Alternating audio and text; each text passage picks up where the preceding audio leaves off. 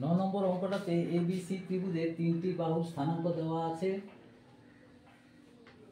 2 - 4 6 - 2 -2 4। ত্রিভুজটির তিনটি মধ্যমার দৈর্ঘ্য নির্ণয় করতে বলেছে। তো মধ্যমার দৈর্ঘ্য নির্ণয় করতে হলে তাহলে আমাদের প্রথমেই ডি বিসি এর মধ্যবিন্দু আমরা যদি লিখি ডি বিসি এর মধ্যবিন্দু, তাহলে সুতরাং ডি বিন্দুর স্থানাঙ্ক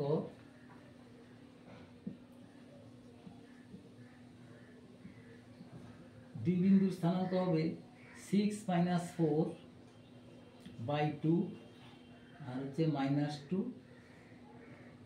+ 2/2।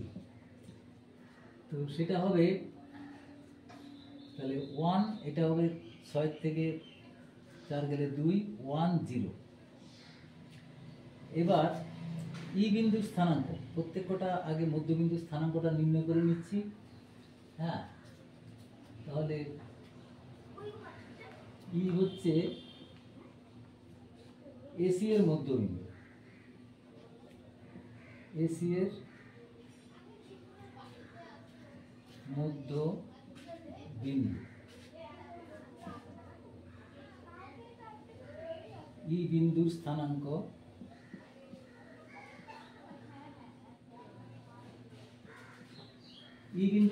হবে 2 -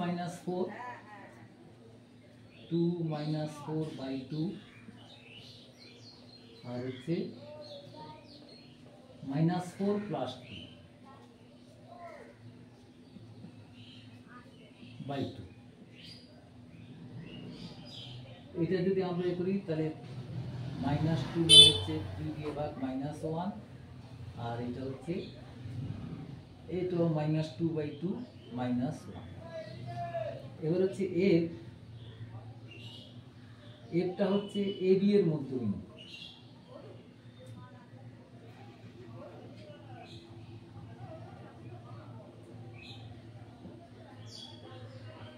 বিন্দুর স্থানাঙ্ক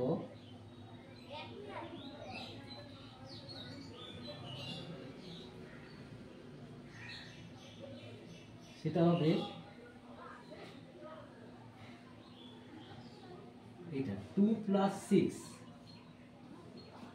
-4 - 2 -4 হ্যাঁ -2 -4 - 2/2। তাহলে কত হবে 6 2 8 4,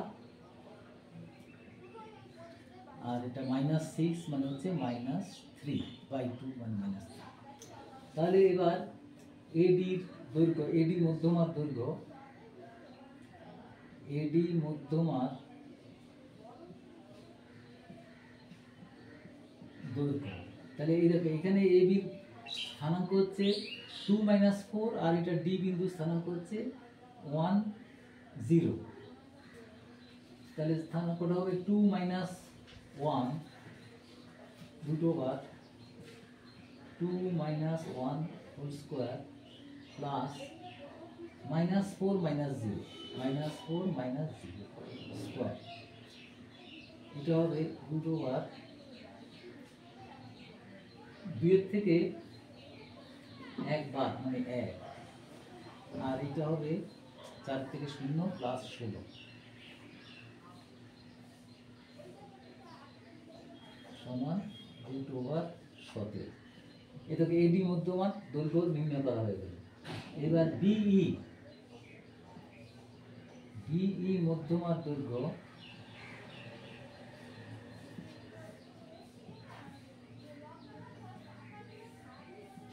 বি হচ্ছে এখানে 6 আর ই বিন্দু স্থানাঙ্ক হচ্ছে এই যে এখানে ই বিন্দু স্থানাঙ্ক হচ্ছে -1 1।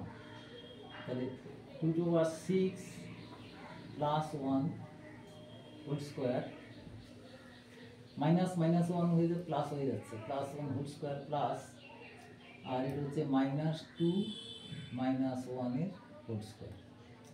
এটা কত হবে 6 কে 7 7 স্কয়ার প্লাস -3 এর স্কয়ার এটা -2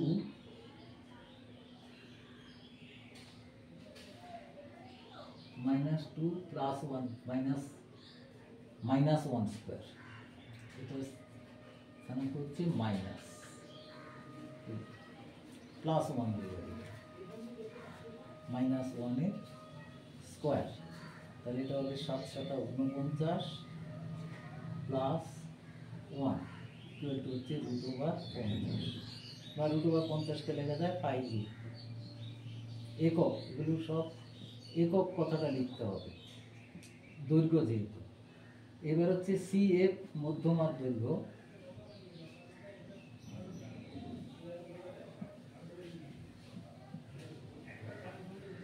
CF মধ্যমার দৈর্ঘ্য হবে, তাহলে এখানে CF এর বিন্দুর স্থানাঙ্কটা হচ্ছে 4 - 3,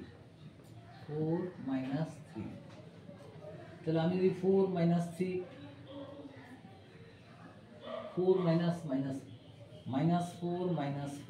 হোল স্কয়ার প্লাস, তাহলে আমি যদি এটাকে 2 - -3 2 -3 তার হোল স্কয়ার, তাহলে কত হবে -8 হোল স্কয়ার প্লাস 5 3 আর 2 5 স্কয়ার তার রুট সমান হচ্ছে 64 প্লাস এটা হচ্ছে 25, তাহলে এটা হবে 6 2 8 89 √89 √, এটা তিনটে মধ্যমার দৈর্ঘ্য নির্ণয় করা হবে একক।